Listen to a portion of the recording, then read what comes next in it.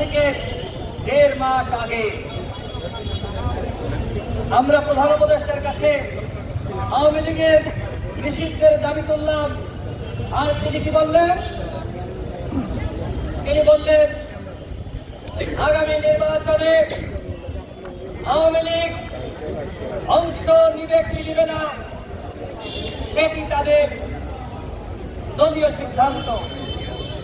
বন্ধুগণ, আপনারা কি প্রধান উপদেষ্টার এই বক্তব্য গ্রহণ করেছে?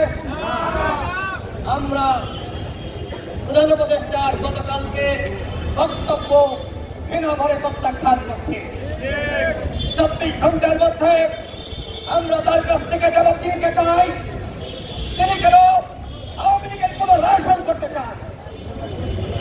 এর আগে হাসান মামুন বলেছেন তিনি ফ্রান্সে ছিলেন, ছাত্র জনতা তাকে ডেকে ক্ষমতায় বসিয়েছে।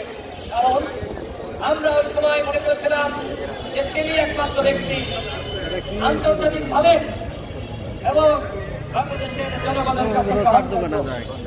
এই কারণে আমরা তাকে ওই চেয়ারে বসিয়েছি। কিন্তু কথায় আছে না, যে যায় লঙ্কায় সেই হয় রাবণ। তিনি এখন আওয়ামী লীগের পুনর্বাসন করতে চাচ্ছেন। আমাদের স্পষ্ট কথা, আপনি প্রধান উপদেষ্টা হন আর আপনি যে উপদেষ্টা হন না কেন, আওয়ামী লীগকে বাংলার বাড়িতে আমরা পুনর্বাসন করতে দেব না। আমরা দল হিসেবে, একমাত্র দল হিসেবে রাজপথে আওয়ামী লীগের নিষিদ্ধের দাবিতে আমরা প্রতিবাদ করেছি, আজকেও করছি। বাংলাদেশে আর কোন দল আওয়ামী লীগের নিষিদ্ধের দাবিতে আজকে নামে নাই। একমাত্র দল হিসেবে গণ অধিকার পরিষদ নেমেছে। গণ অধিকার পরিষদ কখনোই আপোষের রাজনীতি করে নাই। এই কারণে আমাদের এই যে এনজিও ব্যক্তিত্ব এবং বৃদ্ধ আমলাদের যে সরকার গঠিত হয়েছে, সেই সরকার গণ অধিকার পরিষদকে পদে পদে মাইনাস করেছে।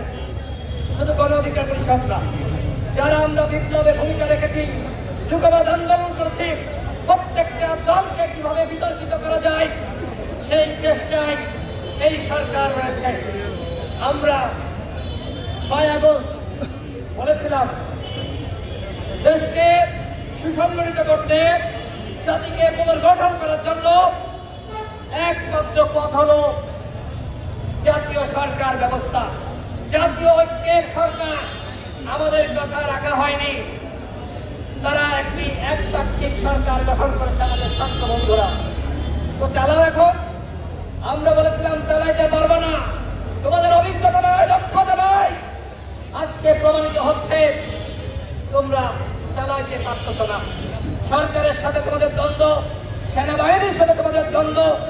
আজকে জনগণের করুণা গ্রহণ করার জন্য আজকে তোমরা সেগুলো সামনে আনতেছ। এতদিন কইছিলাম 12 দিন আগের ঘটনা, কেন তোমরা যখন ডাকলো সেদিন কেন এসে প্রেস ব্রিফিং করলো না? ওই সেনাবাহিনী তো আমাদের ডাকে না, তোমাদের কেন ডাকে? ভাগ বটারাই মেলে নাই। এই কারণে এখন সব ফাঁস করে হিরো সাজার চেষ্টা করতেছ। এতদিন কেন ফাঁস করো নাই? ক্যান্টনমেন্ট তো আমরা চাইনি, তোমরা গিয়েছ। কেন গিয়েছিলাম? তোমাদের এই জবাব চিন্তা করতে হবে। এই প্রশ্ন কেউ করছে যে ক্যান্টনমেন্টে তোমাকে ডাকলো, তুমি কেন সেটা গেলা?